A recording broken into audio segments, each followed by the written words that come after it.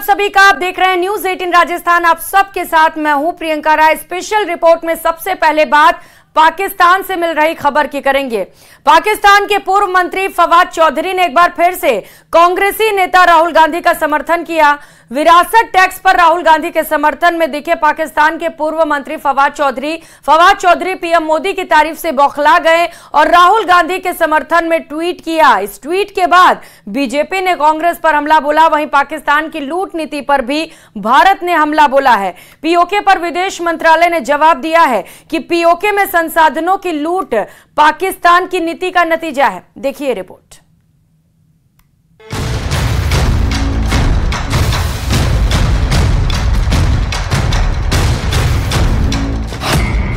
भारत में चुनाव, पाकिस्तान में तनाव।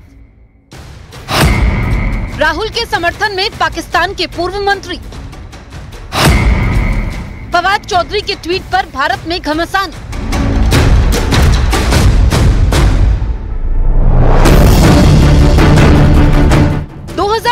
के सियासी रण में सियासी दल खूब जोर आजमाइश कर रहे हैं। इन चुनाव पर पूरी दुनिया की नजर है और पाकिस्तान भी इससे अछूता नहीं है। पाकिस्तान के पूर्व मंत्री फवाद चौधरी ने एक बार फिर से राहुल गांधी का समर्थन किया है। फवाद चौधरी विरासत टैक्स के समर्थन में दिखे। दरअसल भारतीय मूल के अमेरिका के चर्चित लेखक सदानंद धूमे ने पीएम की तारीफ की और राहुल गांधी पर निशाना साधा। उन्होंने अपना ट्वीट अमीरी और गरीबी के संदर्भ में लिखा। सदानंद धूमे के ट्वीट से फवाद चौधरी बौखलाते नजर आए।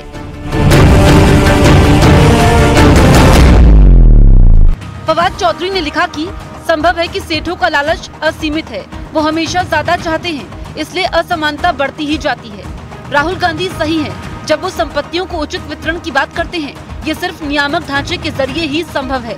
यहाँ आपको बताएं कि हाल ही में कांग्रेस नेता सैम पित्रोदा ने अमेरिका में विरासत टैक्स पर चर्चा की थी, जिसके बाद देश में सियासी घमासान मच गया था। फवाद चौधरी के ट्वीट के बाद एक बार फिर से बीजेपी ने कांग्रेस पर हमला बोला है। पाकिस्तानातनं राहुल गांधीन करता ट्वीट केलं जातं, केजरीवालां करता ट्वीट केलं जातं। फवाद चौधरी जिस तरह से राहुल गांधी का बारंबार समर्थन कर रहा है, उससे ज्ञात होता है कि किस तरह से भ्रष्टाचारी, आतंकवादी, पाकिस्तानी सारे के सारे जो हैं वो कांग्रेसी जो व्यवस्था की मवाद थी उसका समर्थन करते हैं। पाक की लूट नीति, पीओके में बवाल, भारत का पाकिस्तान पर निशाना। उधर पाकिस्तान के कब्जे वाले कश्मीर में आजादी की आग धधक रही है। पीओके हिंसा की आग में जल रहा है। वहां आजादी की मांग हो रही है। इस पूरे मामले पर भारत की भी नजर है।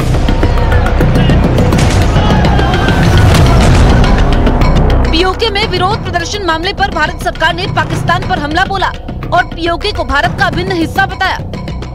विदेश मंत्रालय के प्रवक्ता रणधीर जायसवाल ने कहा कि पाकिस्तान पीओके में संसाधनों को लूट रहा है और इन प्रदर्शनों को पाकिस्तान की लूट नीति का नतीजा बताया।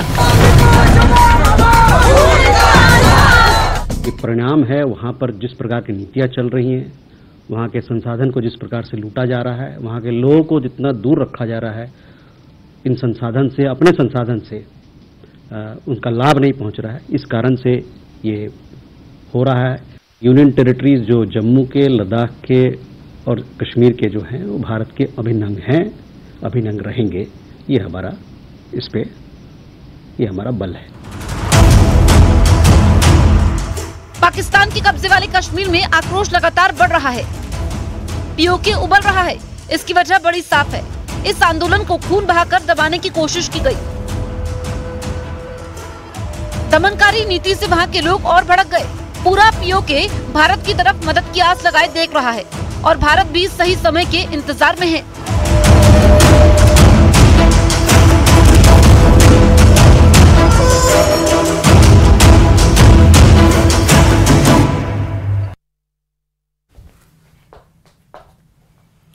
और चारधाम यात्रा में पहुंच रही बम्पर भीड़ के चलते यात्रा के स्लॉट फुल हो गए हैं।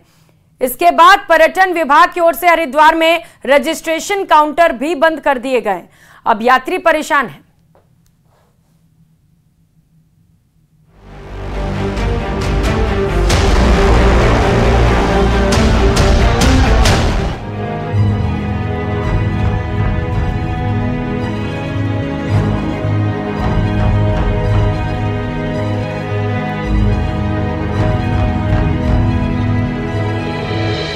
दूसरे राज्यों से पहुंच रहे चारधाम यात्री हरिद्वार के ऋषिकुल मैदान में रजिस्ट्रेशन काउंटरों पर पहुंच रहे हैं, तो उनकी उम्मीदों को बड़ा धक्का लग रहा है, क्योंकि चारों धामों में भीड़ बढ़ने और स्लॉट फुल हो जाने पर यहां ऑफलाइन रजिस्ट्रेशन बंद कर दिए गए हैं। ऐसे में दूर दराज से आए यात्रियों की समझ में नहीं आ रहा कि वो अब जाए तो जाए कहाँ। सर हम 15 को आए थे, 15 को ये लोग बोले भी 17 को आना। आज भी नहीं हो रहा है यहाँ पे रजिस्ट्रेशन, परेशान नहीं हो रही है। लड़का है साथ में। कहाँ आना है आपको?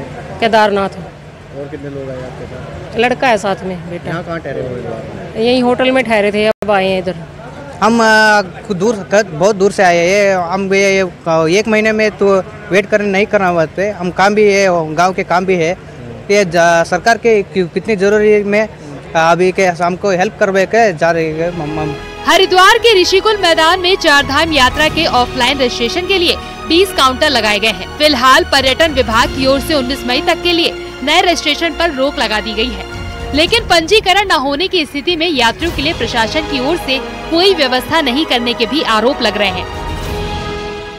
ये तो अब ऊपर के से निर्देश हैं, ये हम लोगों को भी लगता है, लेकिन अब क्या किया जाए, इस तरह की स्थिति बनी हुई है।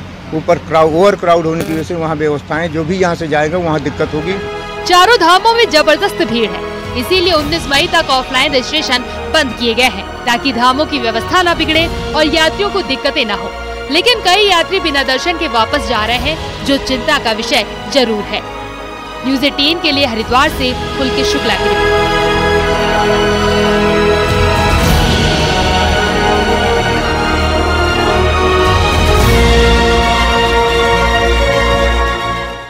उधर झांसी में चालान कटने का एक और अजीबोगरीब मामला सामने आया। यहां कार चलाने वाले शख्स को उसके मोबाइल फोन पर हेलमेट न पहनने को लेकर चालान काट दिया गया। अब वो शख्स हेलमेट पहनकर कार चला रहा है। देखिए रिपोर्ट।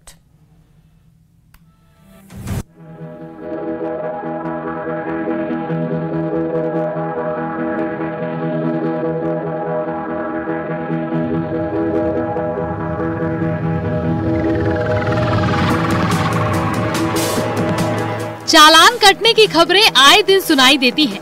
कभी रेड लाइट जंप करने पर चालान कटता है, तो कभी बिना ड्राइविंग लाइसेंस के होने पर। स्कूटी और बाइक की बात करें तो बिना हेलमेट पहनने पर भी चालान हो जाता है। लेकिन झांसी में एक बेहद ही अजीबोगरीब मामला सामने आया है। यहाँ ट्रैफिक पुलिस ने एक कार चलाने वाले शख्स का चालान इसलिए काट दिया क्योंकि उसने हेलमेट नहीं पहना था। सुनने में बेहद ही अजीब लग रहा है, लेकिन ये सच है। जिस शख्स का चालान कटा, अब वो हेलमेट पहनकर ही कार चला रहा है। अब ये चालान चर्चा का विषय बना हुआ है। इस तरह के मामले पहले भी कई बार सामने आ चुके हैं, लेकिन इसके बावजूद स्मार्ट सिटी के तहत कंट्रोल की जा रही यातायात व्यवस्था में चालान के ऐसे मामलों से सवाल खड़े हो रहे हैं। झांसी के रहने वाले बहादुर सिंह परिहार के पास ट्रैफिक नियमों का पालन न करने का चालान काटा गया है। बहादुर सिंह भी हैरान है कि आखिर कार में हेलमेट कौन पहनता है। ट्रैफिक पुलिस ने 1000 का चालान काटा है। ट्रैफिक वालों ने मेरा चालान कर दिया हेलमेट में मेरी गाड़ी का, तो क्या करें? चालान बचाने के डर के लिए तो हेलमेट लगा के चलाना पड़ रहा है गाड़ी, नहीं तो फिर चालान कर देंगे वो हेलमेट लगा के चलो आप। तो आपको गाड़ी के अंदर? हाँ, गाड़ी उन्होंने गाड़ी के अंदर पता नहीं क्या बोले कि आपका चालान आप चालान भेज दिया मेरे मोबाइल पर। क्या चालान था? हेलमेट लगा के नहीं चल रहे आप। किस गाड़ी का? ऑडी गाड़ी है मेरी ये। चालान कटने के बाद बहादुर सिंह आरटीओ ऑफिस पहुँचे और अधिकारियों को अजीबोगरीब चालान के बारे में बताया। फिलहाल अधिकारियों ने उन्हें कुछ वक्त तक रुकने के लिए कहा है। चालान? हाँ, चालान है ना मेरे पास, देखिए चालान है, ये देखो ये चालान है मेरा, देखो देखो ऐसा। ये गाड़ी नंबर पड़ा यूपी 93 CA2828। आपने किसी शिकायत नहीं की? आपने? नहीं, मैंने टीआई साहब को बोला था, तो बोल रहा है अभी चुनाव चल रहा है, उसके बाद बात करेंगे। और ट्रैफिक वाले को भी बोला कि आप लोगों ने ये गलत कर दिया, तो बोलते हैं हम देखेंगे और आपका चालान ठीक करवाएंगे। अब कहीं दोबारा चालान न कट जाए। बहादुर सिंह परिहार कह रहे हैं कि मामला सुलझने तक वो हेलमेट पहनकर ही कार चलाएंगे। स्मार्ट सिटी के तहत यातायात नियमों को तोड़ने वालों पर कैमरे के जरिए कड़ी निगरानी रखी जा रही है। पहले भी कई मामले सामने आए जिनमें गलत चालान भेजे गए हैं, लेकिन इस मामले ने सवाल जरूर खड़े कर दिए हैं। झांसी से न्यूज़ 18 के लिए अश्वनी मिश्रा की रिपोर्ट।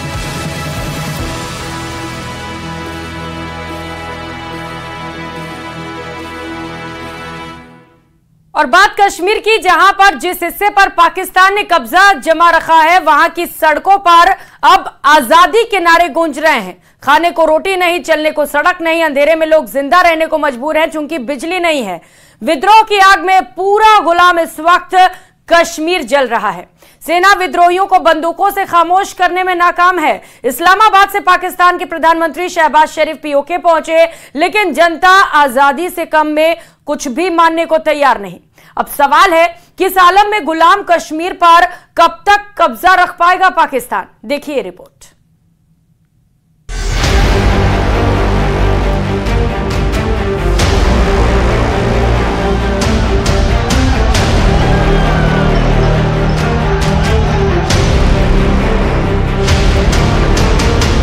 याद रखे वो भी चूड़ियां पहने हुए नहीं। कहते हैं कि पाकिस्तान ने चूड़ियां नहीं पहनी है, अरे भी पहना देंगे।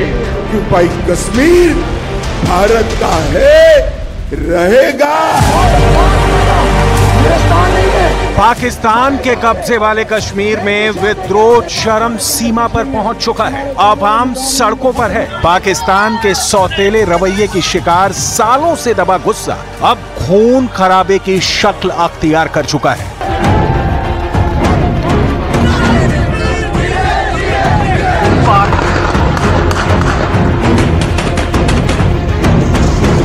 प्रधानमंत्री शहबाज शरीफ पाकिस्तान के कब्जे वाले कश्मीर पहुंचे, जनता से अमन की अपील की, लेकिन इसका रत्ती भर भी असर नहीं हुआ। उल्टे हजारों की तादाद में लोग घरों से निकल सड़कों पर आजादी के नारे लगाते दिखे।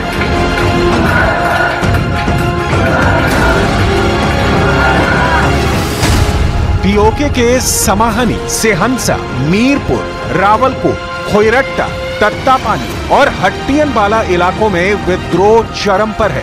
मुजफ्फराबाद में पुलिस ने प्रदर्शनकारियों पर आंसू गैस के गोले छोड़े और फायरिंग भी की।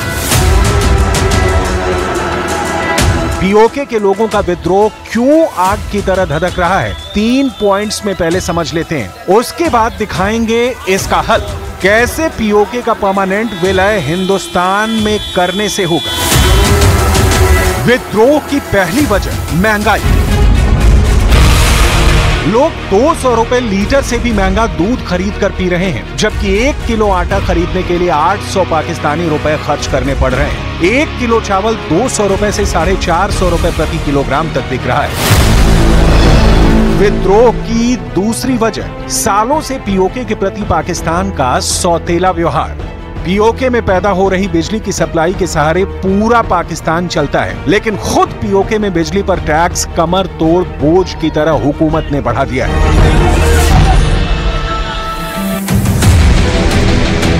विद्रोह की तीसरी वजह वो ऐतिहासिक कारण जिसके तहत पीओके की आवाम पाकिस्तान को अपना वतन नहीं मानती।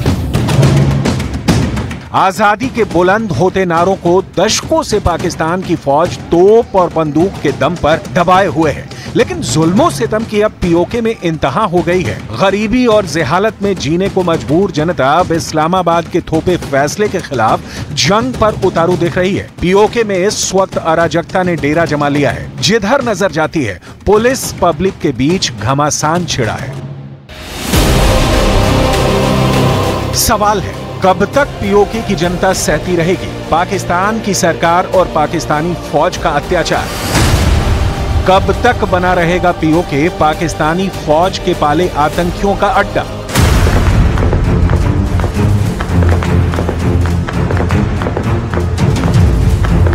इस सवाल का जवाब है पीओके का भारत में विलय होने में। प्रधानमंत्री नरेंद्र मोदी, गृह मंत्री अमित शाह, रक्षा मंत्री राजनाथ सिंह यही कह रहे हैं कि पीओके हमारा है और हम इसे लेकर रहेंगे, लेकिन कैसे, इसकी संभावित प्लानिंग आपको दिखाएंगे। उसके पहले जो पीओके पाकिस्तान से छीन लेने में खौफ का अनुभव करते हैं, उन्हें पीएम मोदी का दिया जवाब सुन लीजिए। कहते हैं कि पाकिस्तान ने चूड़ियां नहीं पहनी है, अरे भी पहना देंगे।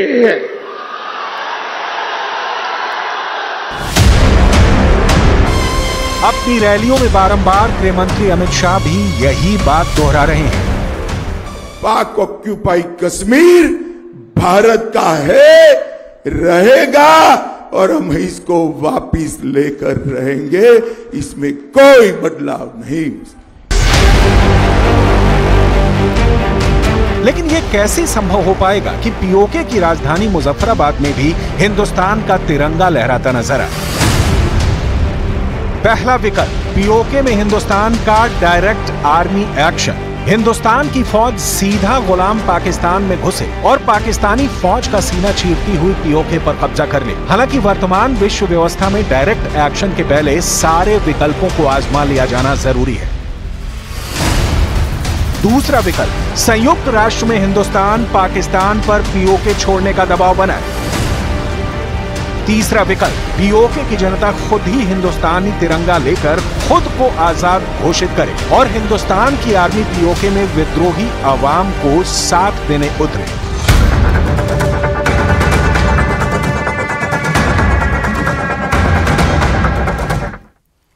दिल्ली के सीएम आवास का नया सीसीटीवी वीडियो सामने आया। 13 मई के वीडियो में स्वाति मालीवाल को सीएम आवास से बाहर ले जाते सुरक्षाकर्मी दिखाई दिए। आम आदमी पार्टी बोली वीडियो में स्वाति मालीवाल लड़खड़ाती नहीं दिख रही थी। देखिए।